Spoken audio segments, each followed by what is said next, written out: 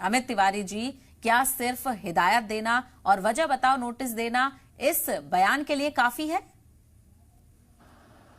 देखिए, जो भी बयान दिया गया शहबा जी, हमारे मंत्री ने उसके लिए कहा है कि किसी भी एक तंत्र में इस तरीके की भाषा की कोई जगह नहीं है और उस निंदा की है।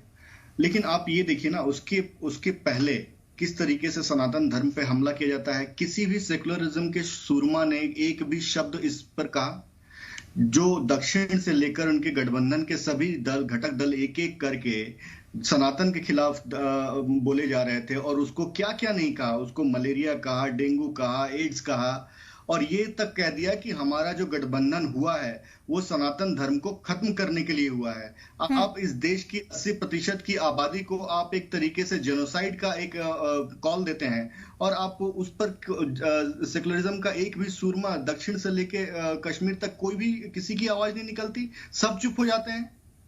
तो ये देखिए, ये सारे बयान अफसोसजनक हैं और हमने उसकी भी निंदा की थी। हम रमेश जी के इस बयान की भी निंदा करते हैं, लेकिन जो कार्रवाई होगी वो संसद लेकिन सस्पेंड क्यों नहीं किया गया? यहाँ पर तो सबसे बड़ा सवाल है, जब संजय सिंह और राघव चड्ढा को सस्पेंड किया जा सकता है, वो चाहते थे स्पेशल सेशन में शामिल होना, लेकिन इतना बड़ा बयान रमेश बिधूरी जी की तरफ से दिया गया, क्या ये मजम्मत के काबिल नहीं है?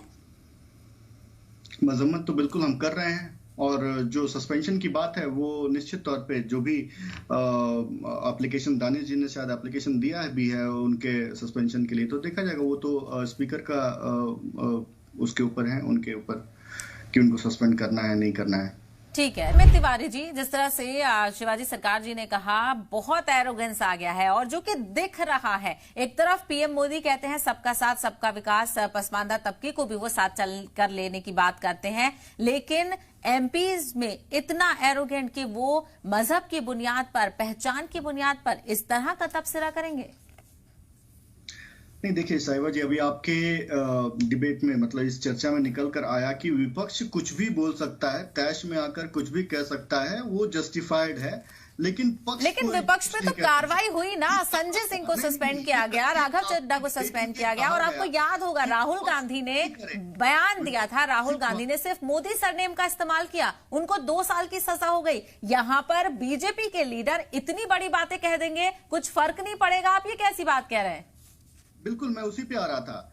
यहाँ पे आपके ही चैनल के पैनल पे लोग ये बैठे हुए ये कह रहे हैं कि विपक्ष तैश में आकर कुछ भी कह दे, कुछ भी कर दे, वो जस्टिफाइड है, लेकिन पक्ष के लोग कुछ नहीं कह सकते। तो ऐसा नहीं है। देखिए, अगर निष्कासन की ही बात है, अगर मैं गिनाने लग जाऊं कि प्रधानमंत्री मोदी जी को कितनी कितनी गालियां दी गई, क्या क्या नहीं बोला गया और किस किस पद पे बैठे हुए लोगों के थ्रू बोला गया।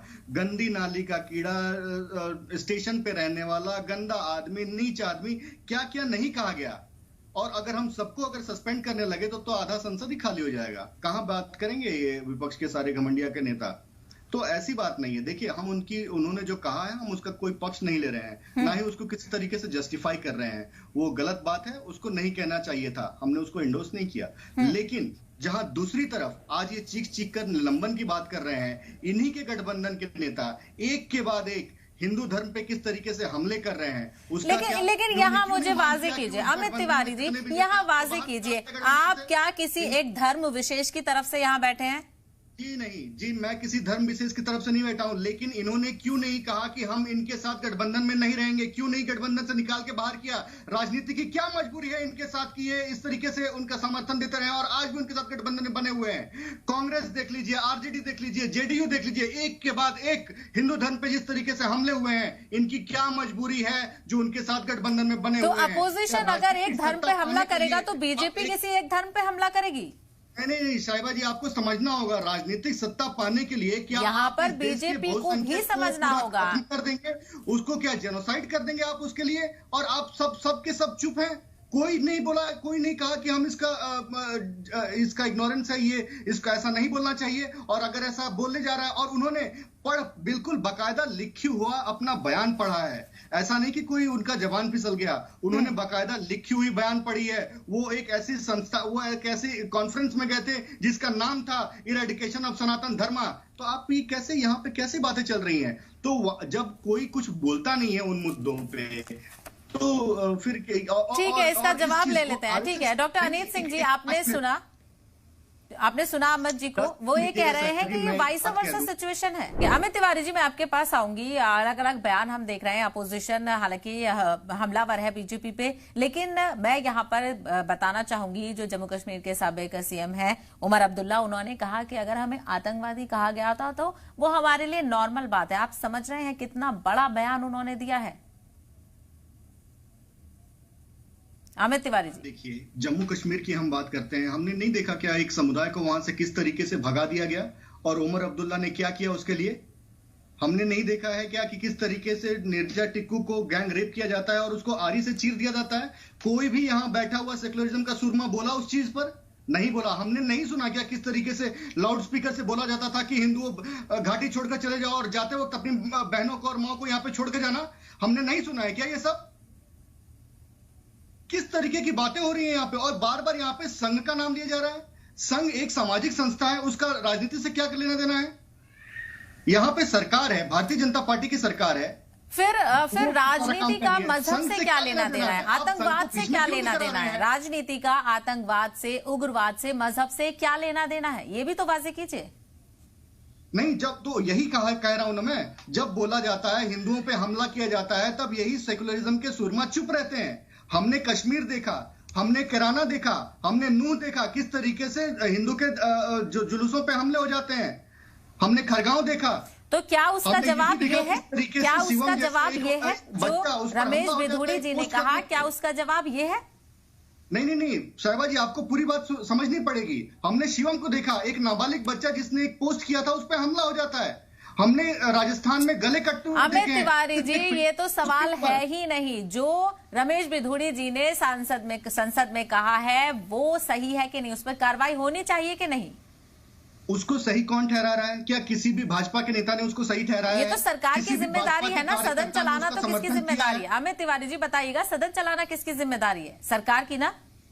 नहीं, बात यहाँ सदन नहीं चलाने के लिए उनको एक डेडिकेटेड टाइम दिया गया था। उन्होंने उस डेडिकेटेड टाइम पे जो भी बोला है वो बोला है। उसके लिए किसी ने भी उनका पक्ष नहीं लिया है, सबने उसकी निंदा की है। लेकिन मैं आज एक बात यहाँ पे ये कहना चाहता हूँ कि जो प्रेस की आजादी की बात करते हैं, वो प्रेस को, पत्रकारों को बॉयकॉट करते हैं, उनके राज्यों में पत्रकारों पे FIR करते हैं, जो बात करते हैं कि 15 मिनट के लिए पुलिस हटा दो, हम दिखा देंगे, ये सब क्या है? ठीक है अमित तिवारी जी, जिस तरह से अपोजिशन सवाल उठा रहा है, अपोजिशन का काम होता है सवाल उठाना। अगर मुल्क में कुछ गलत हो रहा है, कुछ सही नहीं है, तो अपोजिशन को अपना किरदार यहां पर निभाना जरूरी हो जाता है। अपोजिशन कह रहा है कि कोई कार्रवाई नहीं होगी बल्कि उनको प्रमोशन दिया जाएगा। क्या इसी तरह का जो मानसिकता है, जो एक नजरिया है, वो यहां पर सेट कर दिया है बीजेपी ने?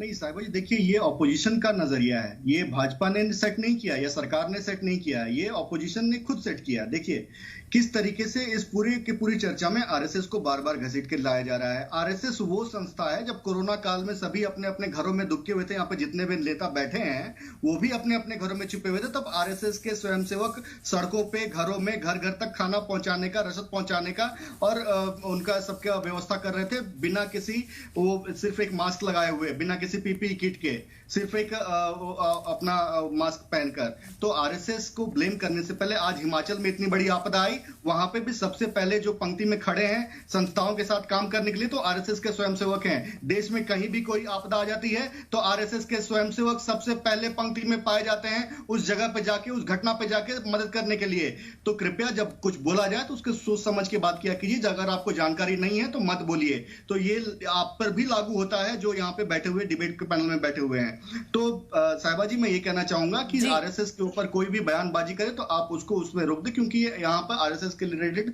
कोई मुद्दा नहीं चल रहा है। दूसरी बात मैं आपको बताता हूं, इनकी नींद तब नहीं उड़ती जब एक शिवम एक फेसबुक पे पोस्ट कर देता है तो उसको उस पर हमला हो जाता है। इनकी नींद तब नहीं उड़ती जब कन्हैया कुमार के राजस्थान में गला रेत कर हत्या कर दी जाती है। इनकी नींद तब नहीं उड़ती जब खड़गांव में कोई घटना हो जाती है। इनकी नींद तब नहीं उड़ती जब नूह में जलसों पे हिंदुओं के धर्म यात्राओं पे हमला हो जाता है। तो और ये इन्होंने कहा ना, अगर सांसद नहीं होते भाई साहब तो कन्हैया लाल जैसा हसल हो जाता है, जो जिसको की गला रेत कर मार दिया गया।